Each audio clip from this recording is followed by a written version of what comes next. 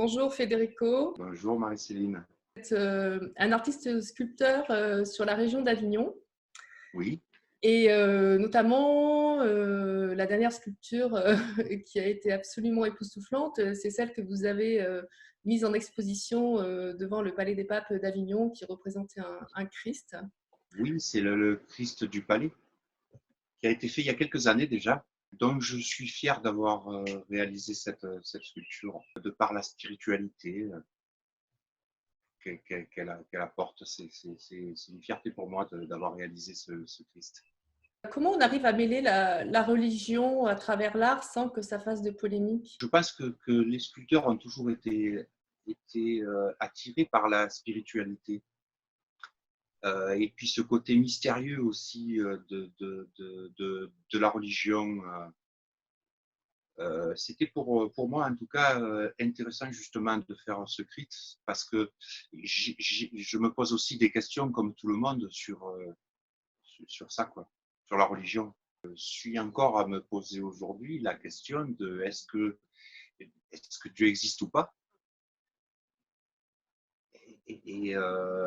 Parfois je me dis que oui, parfois je profane et je me dis que non, quoi.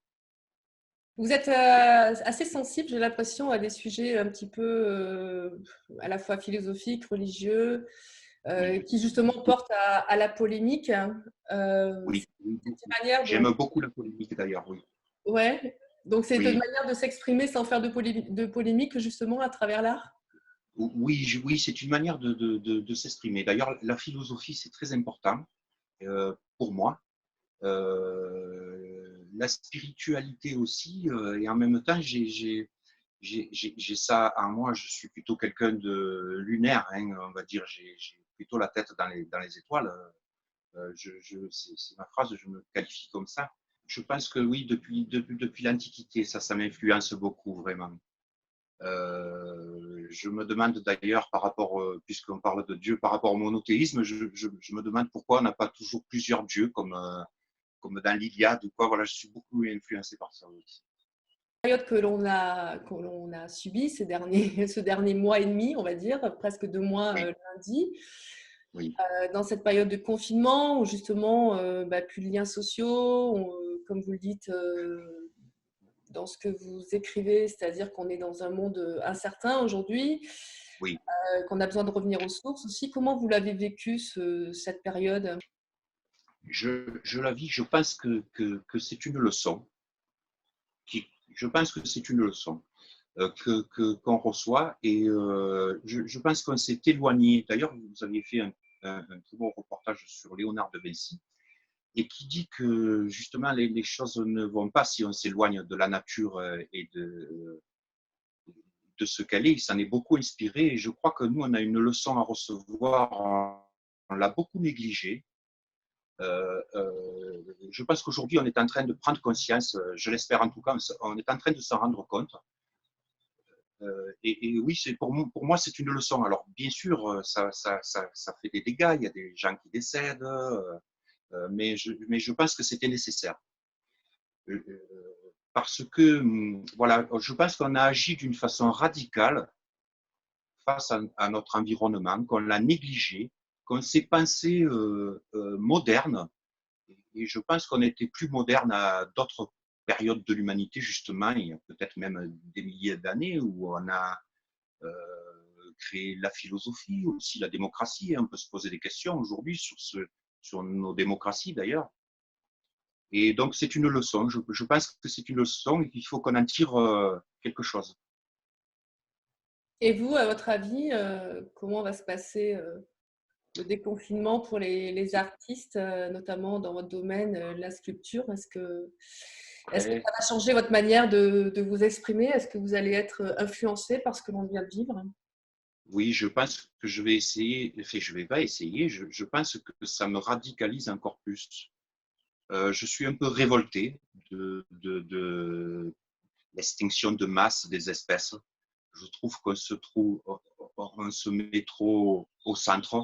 Je pense qu'on néglige beaucoup de choses. Pour moi, la nature tout est dans la nature, hein, comme comme d'ailleurs je reprends ça comme Léonard de Vinci disait, c'est-à-dire que lui, ça m'est beaucoup inspiré parce que tout est dans la nature, le nombre d'or, la nature est dorée pour moi, c'est-à-dire elle est parfaite. Et voilà, cette négligence, je le répète encore une fois, je trouve ça déplorable. Alors Federico Fourment, mais votre prénom a quand même une résonance italienne Oui, qui chante. je peux vous, J'adore ça. oui, je peux, je peux l'expliquer. J'ai ma famille qui a immigré en France pendant la Deuxième Guerre mondiale. Ils ont fui l'Italie parce qu'ils étaient démocrates. À l'époque, il y avait Mussolini aussi en Italie. Et donc, ils avaient encore gardé cet accent italien et c'est comme ça qu'on m'appelait étant jeune. C'est-à-dire, j'ai entendu ce nom, Federico, et c'est quelque chose qui m'est resté quand j'ai choisi ce nom d'artiste parce que c'était vraiment mon identité, c'était moi, quoi. Ouais. D'autant plus que vous êtes, je crois, fan, enfin très influencé par les deux grandes stars, on va dire, de la Oui, sculpture italienne entre Léonard de oui, Vinci oui, et oui.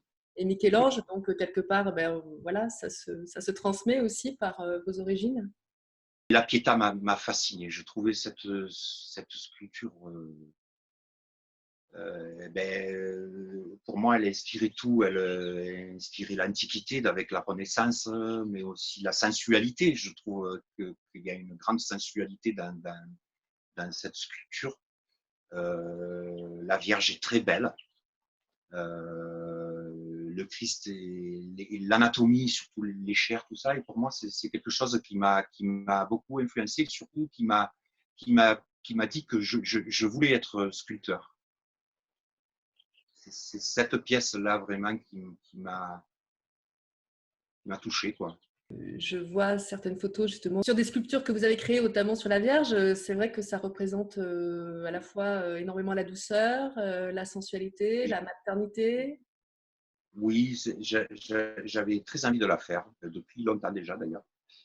Le fait de la styliser comme ça, avec cet esprit de rondeur, de douceur, c'est vraiment ce que je voulais exprimer. Sans rentrer dans la religion, hein, Mhm. vraiment, c'est le sujet qui me plaisait, quoi. La Vierge à l'enfant, c'était.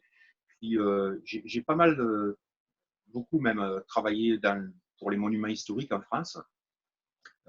J'ai fait pas mal de vierges aussi, mais dans des styles plus classiques. Et là, c'était une façon de la moderniser, entre guillemets. Comment vous allez organiser votre activité de sculpteur? Est-ce que les expositions vont reprendre et Oui.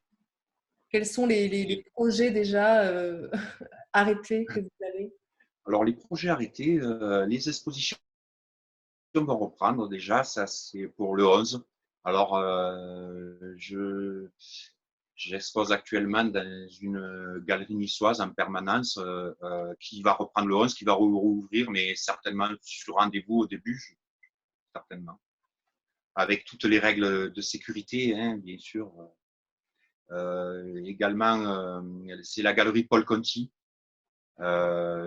qui est une super galerie avec des gens super. Sarah Vermeer chez François, que je remercie d'ailleurs, si on vous voit. Et également à la galerie La Tour de Guet, qui doit rouvrir le 11 aussi. Alors pareil, sur rendez-vous avec toutes les règles de sécurité, qui est géré par Aqua Aka, qui est un ami aussi que je salue. Euh, et d'autres projets qui sont en train de se mettre en place. Est-ce que pendant cette période, vous avez continué à travailler dans votre atelier ou vous avez pris un peu de recul sur vous-même? Donc, j'ai continué à travailler. J'en avais besoin, hein, c'est comme une échappatoire. Pour moi, c'est vital. C'est-à-dire que quand je me lève le soir, je vais me coucher, je me languis de reprendre ma journée de lendemain pour venir à l'atelier travailler. Et j'ai un projet d'ailleurs que j'ai réalisé pendant ce confinement avec un ami écrivain qui est euh, Nicolas Lorenzo Louis Piccino, qui est un ami que j'aime beaucoup, qui écrit de très beaux textes et qui m'a demandé, c'est un honneur, d'illustrer un de ses textes par une sculpture. C'est un projet futur, justement, dans une galerie parisienne mais que je ne connais pas encore. C'est en train de se mettre en place. Lui, il faut qu'il édite ses écritures, etc. Mais ça va se faire. Et ça, voilà, c'est un travail que j'ai fait pendant le confinement. Oui, je peux vous montrer. Derrière vous, Alors, je vois qu'il y a plein de choses. moi, il y a plein de choses, oui. Alors,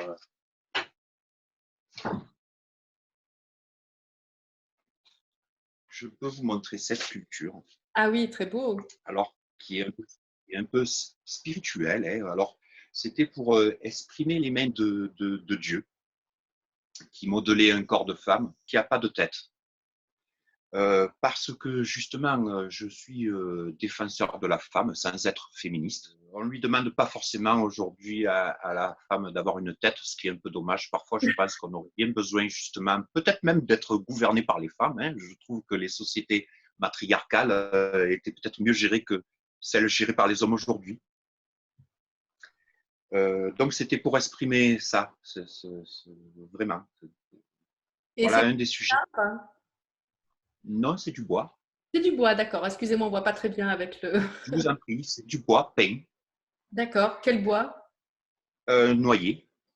Ah oui, ça signifie la force, le noyer. Oui, ça signifie.